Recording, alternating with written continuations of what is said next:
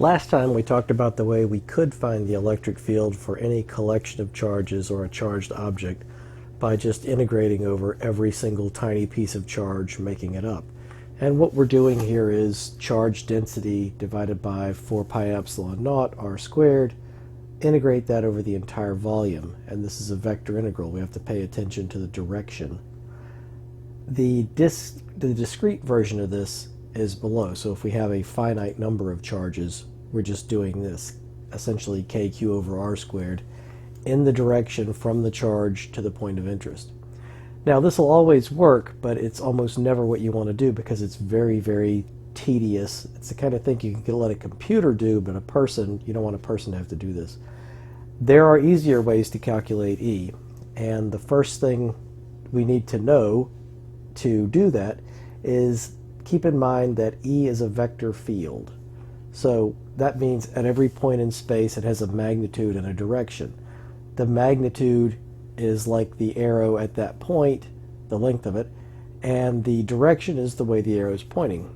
That's the way a positive charge would move if you released it there. These arrows should flow smoothly into their neighbors unless there are actual other charges nearby that'll disrupt that. So this is a plot of the electric field near a charge. There would be a positive charge up here in this corner, and all these lines moving radially away from it. Now, imagine you're trying to catch fish in a river and you've got a net. The river we can think of like the electric field. The chance that you'll catch a fish depends on the speed of the river. In this case, that would be the magnitude of the electric field, the area of the net, and then the angle at which the net is held relative to the river's flow. Obviously, if we turn the net the wrong way, there's no chance we'll catch any fish. Flux is like this chance of catching a fish. We use this symbol capital phi to represent it, and eventually we'll need to put a little subscript e there to indicate electric flux, but we're not going to deal with magnetic flux for a while, so for now we can just use capital phi. The definition is pretty simple. It's just the dot product of E and this little area element. Now, any surface that's near a charge will have a flux going through it. But what we care about in this chapter is Gauss's law, which says that if we know the flux through a closed surface, we know what the charge inside that surface has to be. This has got a very simple form when we write it out. But notice this circle here on the integral. That means this has to be a closed surface. That a closed surface is one that contains a volume. A circle does not give us a closed surface because it doesn't enclose a volume. A sphere, a cylinder, a pyramid, all those things, those are surfaces that enclose a volume. If we wanted a more general form of Gauss's law than this, say we don't have a discrete charge inside, this says the same thing. Again, we look at the flux through a closed surface, and it's 1 over epsilon naught times the volume integral of the charge inside that surface. So to start, let's make sure we get the electric field for a point charge, since we already know how to do that. We know from before it's q over 4 pi epsilon naught r squared, and it's in the radial direction. If we want to use Gauss's law, the only way we'll ever do this is if the charge distribution has some kind of symmetry. Gauss's law would not help us if we go back to the idea of a charged person or some weird shape like that, but in practice, what this typically means is a spherical or cylindrical or planar collection of charge. Here, spherical is the obvious choice for us. So, here's our charge in blue. The electric field is going out in all directions. I've only drawn 4, but it's going out towards you, away from you, all these directions, like a sea urchin or a pincushion or something. We construct a spherical Gaussian surface around the charge distribution. That's this green sphere, and of course it's imaginary. Now, we know the electric field points radially out from the charge, so from the center out in all directions. That's what we'd expect for a positive point charge. We could do this with a negative point charge where it would point radially in, but we don't learn anything new. Now, the integral on the left side of Gauss's law could be horrible when we do this. We're trying to do the electric field of E dot dA. So this is a dot product of two vectors, and we're trying to integrate over some closed surface. This should be scary. It turns out it's not. So the electric field points outwards everywhere, and the magnitude of the electric field, though, can't change anywhere on the surface of the sphere. This is our distance where we want to find the E field. So at this point, if the radius of the sphere is little r, remember this is imaginary, what that's saying is I want to know the electric field a distance r away from the charge. So as we walk around this sphere, the electric field can't get larger or smaller, and the reason is there is no top or bottom or left side or right side to a point charge. It's completely symmetric. I don't have any way to orient it to say that this is the top, this is the bottom. For that reason, the E field has to have the same magnitude all the way around.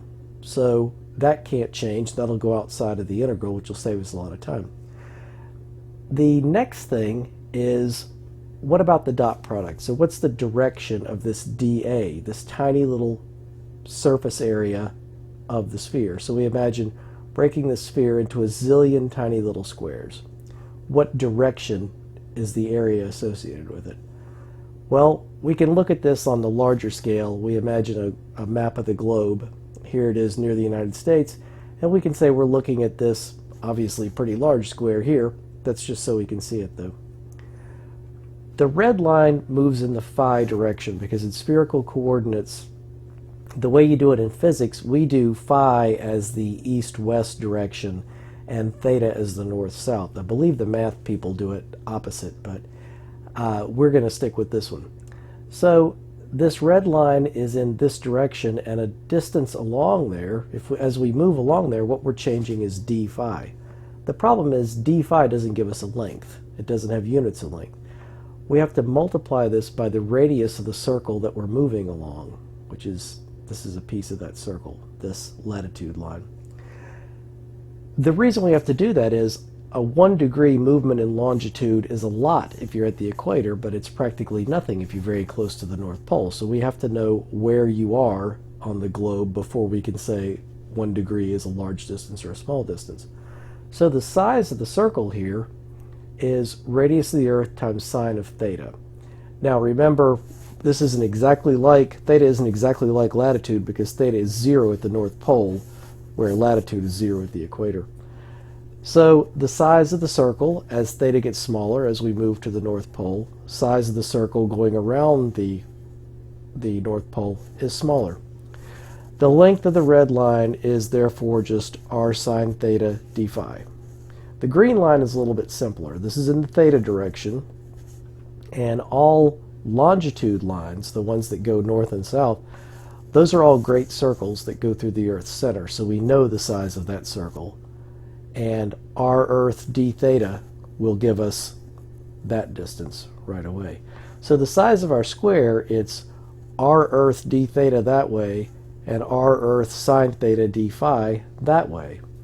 So if I want to find the area of that little square, it's r Earth sine theta d phi times r Earth d theta. Now what about the dot product between E and dA? This could be horrible. However, direction of dA is radially outward, since that's the direction of the normal for a sphere. This is normal the same way we talked about normal in intro physics, perpendicular to the surface. So E, since it's radially outward for a positive charge, that means the dot product is just 1 everywhere. We can't really ask for anything easier than that. If E were negative and those lines were going in, the dot product would be -1, but we don't have to worry about that. So our integral, this could have been really, really horrible. But what we end up with instead is E comes outside. We just have this area integral, and we're integrating over theta and phi. This is really a double integral, so in some sense it's a higher level calculus than you might have seen, but it turns out it's just 2 regular integrals one at a time. So everything comes out of the integral, all the factors of r, because we're not integrating over r. We're integrating theta from 0 to theta, which is North Pole to South Pole, and phi from 0 to 2 pi, so all the way around. The theta integral, if you do this is not a hard one, you'll get 2, and then the phi integral is even easier, you'll just get 2 pi. So what that tells us is the full integral on the left, this potentially horrible thing, is just 4 pi r squared times the electric field at the surface. Now, that seemed like kind of a complicated mess, but we're going to get this same answer over and over and over again for any spherically symmetric distribution of charge. The reason is we can't have the electric field depending on either theta or phi, since that means we don't have our symmetry anymore. We can't use Gauss's law. So in one sense, we're only going to attack problems that we can do. Now on the right hand side, what is charge enclosed? It's just little q. That's it. So we have left side there equals right side there, and we can solve this for E, which is what we were trying to do in the first place, and get q over 4 pi epsilon naught r squared, and we can put the r hat back in since we've already established that E was in the radial direction. This is what we got before, and you're probably thinking this is ridiculously harder than what we got before, but we just stated what we had before. We didn't do anything to show it anyway. What's the advantage of this?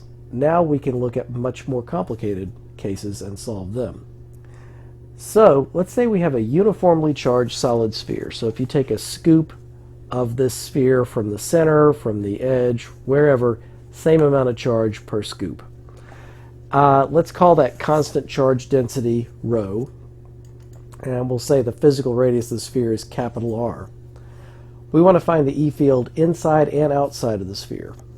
So we start inside and write Gauss's law, just as before. This is the full version. Again, our Gaussian surface is going to be a sphere, which kind of makes sense.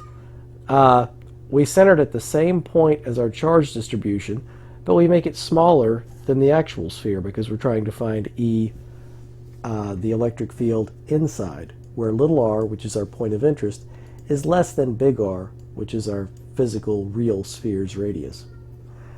Left side, we go through all the same stuff as before and we get exactly the same answer. We get an E field that's radially outward.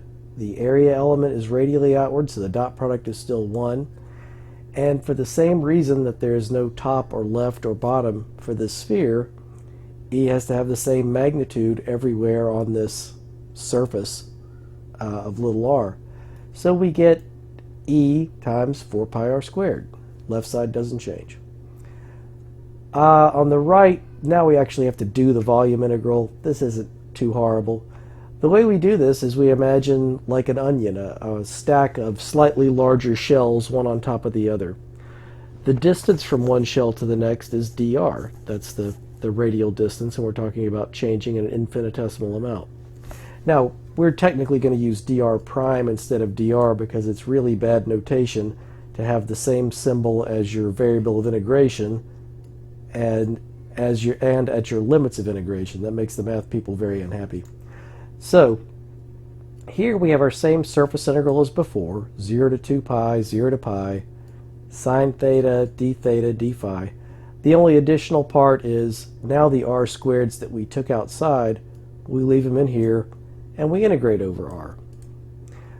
We do this integral and we get 4 pi over epsilon naught, then times this.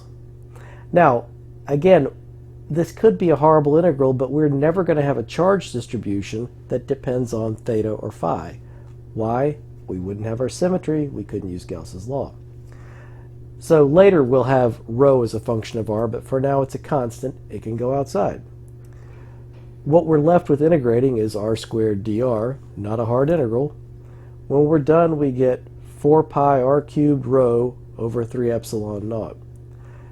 Notice that what this is, since we have a uniform charge density, 4 pi r cubed over 3 is the volume of a sphere.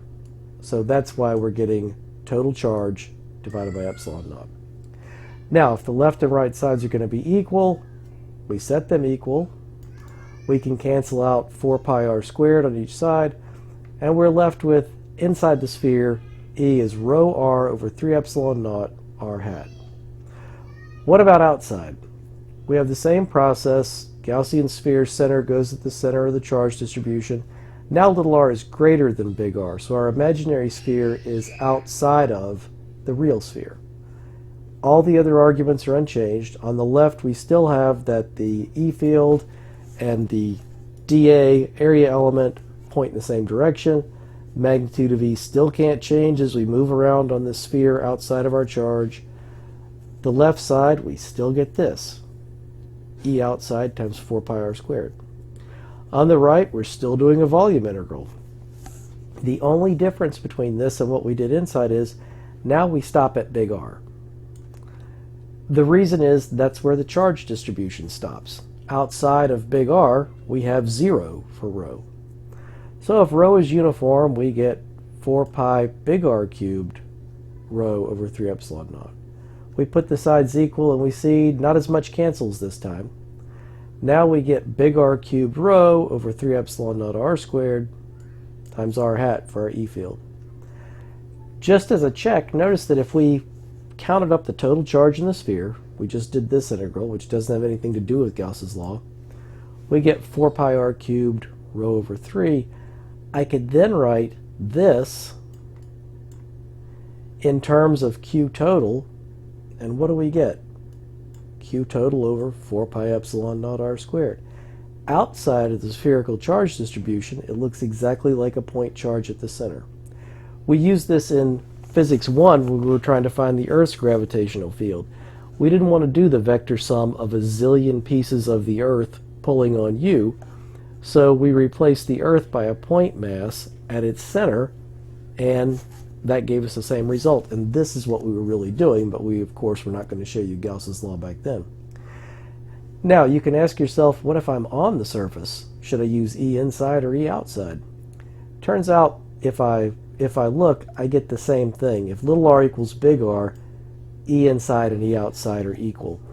This will actually be the case everywhere in this course, not until you get to, if you take junior level electricity and magnetism, then you might see a discontinuity at the surface, and that's connected with a surface charge. We won't worry about that. This will always be true for us. If this isn't true, you did something wrong. Now, the hardest possible example we're going to do here, let's do a charge distribution that's not constant. We still can't have it depend on theta or phi because we have to have the spherical symmetry to use Gauss's law. We could do practically any kind of function of r, but all I ever use, to be honest, is some polynomial function of r. So, for example, we can say rho equals ar cubed, where a is some constant. Notice that this means the charge is more likely to pile up near the surface than the center, but this doesn't mean it's a conductor, because if this were a conductor, all the charge would be at the surface. Now, there's still a lot of similarity between this and the last thing we did. We want to find the E field inside and outside. We start inside and write things, Gauss's law, exactly the same as before. Gaussian surface is still a sphere. We want to make it smaller than the physical charge. The left side gives us the same result as before, and the reason is E is still radially outward, dA is radially outward, the dot product is 1. The E field can't change as we move around because the thing has spherical symmetry. It can't change as we move around and keep the same distance from the center. So, again, on the left we get this, which we've gotten over and over again. On the right, this is the only place it's marginally harder. We have to do the volume integral of rho. Notice that what we are always going to get out of the theta and phi integral is 4 times pi. So if you want, you can stop worrying about that and just look at the r integral, because again, we're never going to do something where this is a function of theta or phi. Now, when we have rho is ar cubed, how complicated could this be? It really doesn't matter what power of r we put here. It's not any harder to integrate. I've got the r squared that came from the area part, the sine theta, d theta, d phi. I've got the r squared there, and then I've got ar cubed from the declared charge density. So all I'm really integrating is r to the 5th, because a is some constant, right? I do that, not a hard integral, 4 pi a r to the 6th over 6 epsilon naught. We say this is equal to the left side, and we get this. A r to the 4th over 6 epsilon naught. Everything outside works the same as the previous case, again, except for the R integral. We get the same thing on the left that we've gotten every time before. On the right, everything looks the same except our limits of integration. Now we don't have to worry about r prime. We can just use little r because we're going to integrate out to big R. 4 pi a big R to the 6th over 6 epsilon naught. We put the left and right side equal, and we get this thing. A big R to the 6th over 6 epsilon naught r squared. Again, if you go to the surface where little r equals big R, that would give us a r to the 4th over 6 epsilon naught, which is what we got here. So at the surface they match. And again, if I'm outside of this spherically symmetric charge distribution, these things are constants. Let's see. That's constant. Those two are constant. This goes as 1 over r squared, just exactly like a point charge. So even though the Earth is not uniform density, that approximation worked just fine in Physics 1.